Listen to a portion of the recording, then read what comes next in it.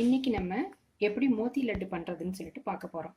இதில் கடலை மாவு நான் என்ன பண்ணியிருக்கேன், கடலை மாவு இதுக்கு என்னென்ன வேணும்னா கடலை மாவு, சர்க்கரை, ஒரு பிஞ்ச் பேக்கிங் சோடா, அப்புறம் இது உங்களுக்கு வந்து ஏலக்காய் முந்திரி பருப்பு போடணுன்னாக்க ஆப்ஷன், அது போட்டுக்கலாம். அப்புறம் நெய். இப்போ நான் இதில் 2 கப் நான் வந்து இதால் 2 கப் நான் கடலை மாவு எடுத்திருக்கேன். இந்த கப்னால 2 கப் நான் கடலை மாவு எடுத்துருக்கேன். ஸோ ஈக்குவல் ரேஷியோவில் நம்ம சர்க்கரை சேர்த்துக்கணும். ஸோ இதே கப்பால் 2 கப்பில் நான் சர்க்கரை எடுத்துட்ருக்கேன். இப்போ நம்ம என்ன பண்ண போகிறோன்னா, இதுக்கு கொஞ்சோண்டு ஒரு பிஞ்ச் பேக்கிங் சோடாவை எடுத்து கலந்துட்டு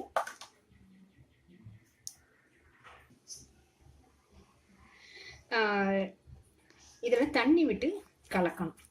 தண்ணி விடும்போது நம்ம கொஞ்சம் பார்த்து விடணும். என்னென்னா ரொம்ப கட்டிலாம் இல்லாமல் கரைச்சிட்டு கொஞ்சம் கொஞ்சமாக தண்ணியை விட்டு நல்லா கரைக்கணும். இது என்ன பதத்துக்கு கரைக்கணும் அப்படின்னு சொன்னால், தோசை மாவு பதத்தோடு கொஞ்சம் கூட தண்ணி, கொஞ்சம் நீர்க்க இருக்கலாம். ரொம்ப கொடன்னு இல்லாட்டினாலும் தோசை மாவு பதத்தோட கொஞ்சம் நீர்க்கவா இதை வந்து கட்டி இல்லாமல் கரைச்சிக்கணும். இப்போ இது வந்து நல்லா கரைச்சாச்சு. இதுதான் பதம். ஓகேவா? இந்த பதத்துக்கு கரைச்சிக்கிட்டோம். நம்ம அப்படியே இருக்கட்டும். நம்ம இப்போ என்ன பண்ண போகிறோம், பாகு வைக்க போகிறோம். அந்த பாகுக்கு நான் என்ன பண்ணியிருக்கோம், முன்னாடியே சொன்ன மாதிரி 2 கப்பு நான் கடலை மாவு எடுத்துன்றதுனால 2 கப்பு இது சர்க்கரை எடுத்துட்ருக்கேன்.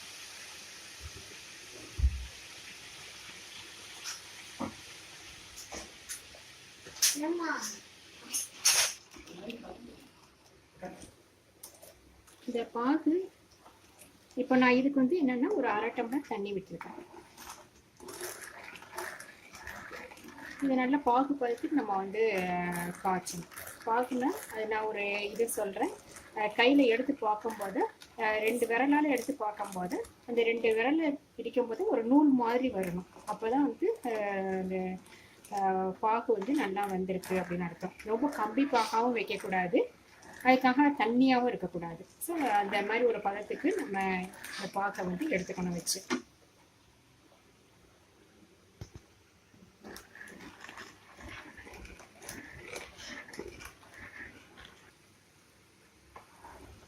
பாருங்க, இதை பாருங்க, கொஞ்சம் நல்லா நுரைச்சிட்டு வந்திருக்கு. இன்னும் கொஞ்சம் வரட்டும். பாகு பதம் வைக்கிறதுல தான் நம்ம இந்த பூந்தி வந்து கரெக்டாக நம்ம எடுக்க முடியும். லட்டுக்கு உள்ள பூந்தி இல்லைன்னா ரொம்ப தண்ணியாக போயிடும். பாகு பதம் வந்து ரொம்ப இம்பார்ட்டண்ட். சர்க்கரையோட ரேஷியோ அண்ட் பாகு வைக்கிற ரேஷியோ இதெல்லாம் வந்து ரொம்ப இம்பார்ட்டண்ட் பூந்தி பண்ணுறதுக்கு, ஐ மீன் லட்டு பண்ணுறதுக்கு.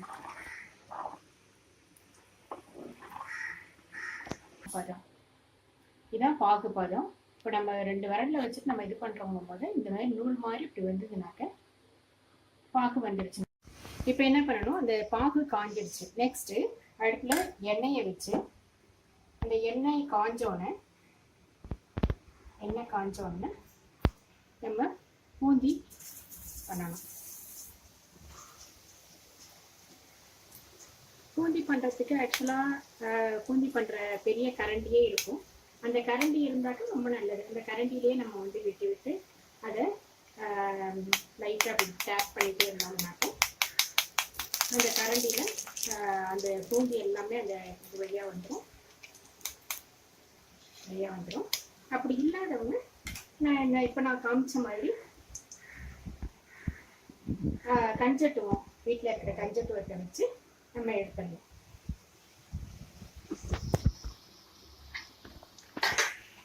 இப்போ பூந்தி ரொம்ப வந்து மொறுமொறுன்னு வர்ற மாதிரி வைக்கக்கூடாது. பூந்தி போட்ட உடனேயே நம்ம வந்து எடுத்துடலாம். போட்டு ஒரு அடுத்த கொஞ்சம் இது ஆயிடுச்சு, அந்த ஸ்டேஜ் மாறிடுச்சு அப்படின்னு சொன்னோடனே நம்ம வந்து எடுத்துடலாம்.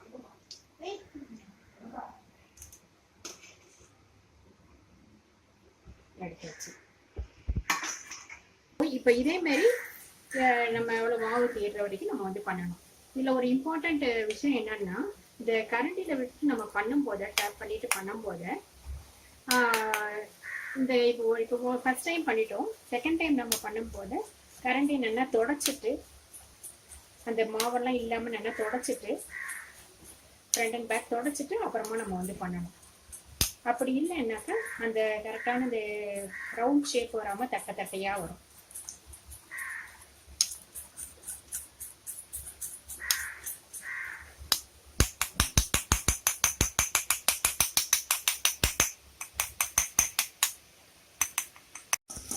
நம்ம ஒவ்வொரு தடவை பூஞ்சி எடுத்து முடிச்சோன்னையும் நம்ம இந்த மேலே பாக்கில் போட்டுறணும். பாக்கில் போட்டு கொஞ்சம் நல்லா முழுகிற அளவுக்கு நம்ம வச்சிடணும். அப்போ தான் பாக்கு கொஞ்சம் நல்லா பாக்கில் இது வெந்துட்டுருக்கும். பாக்கில் நல்லா ஊறிட்டுருக்கும்.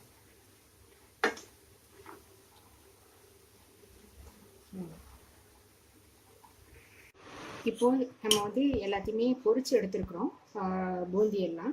இப்போ நான் என்ன பண்ணுறேன், கொஞ்சம் ஒரு கப் ஒரு ஒரு பொடி பூந்தியை மட்டும் தனியாக எடுத்து மிக்சியில் போட்டு அரைச்சிக்க போகிறேன். ஒரு பொடி பூந்தியை இப்படி அரைச்சி நான் எடுத்துக்கிட்டேன். அரைக்கிறதுனா ரொம்ப நைஸாக அரைக்கக்கூடாது, சும்மா பல்ஸ் மோடில் வச்சு ஒரு சுற்றி அரைச்சா போதும். இப்போ நான் என்ன பண்ணுறேன், ஒரு 2 ஸ்பூன் நெய் விட்டு அதில் முந்திரி பருப்பை பொரிச்சு எடுத்துருக்கேன். அப்புறம் ஒரு 4 ஏலக்காய் நசுக்கி போடுறேன். இதெல்லாம் ஆப்ஷனல், அது பிடிச்சா உங்களுக்கெல்லாம் சேர்த்துக்கலாம். ஆனால் நல்லா இருக்கும் வாசனையாக. I will suggest this will give you added flavour, will give you good aroma.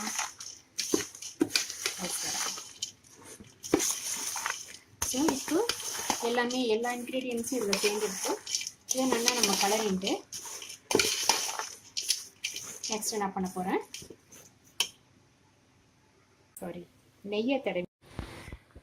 கையில் நெய்யை தடவிட்டு இந்த மாதிரி உருண்டை பிடிச்சி வச்சிடணும். நம்ம ஸோ என்ன சைஸ் நமக்கு வேணுமோ அந்த சைஸுக்கு உருண்டையை பிடிச்சி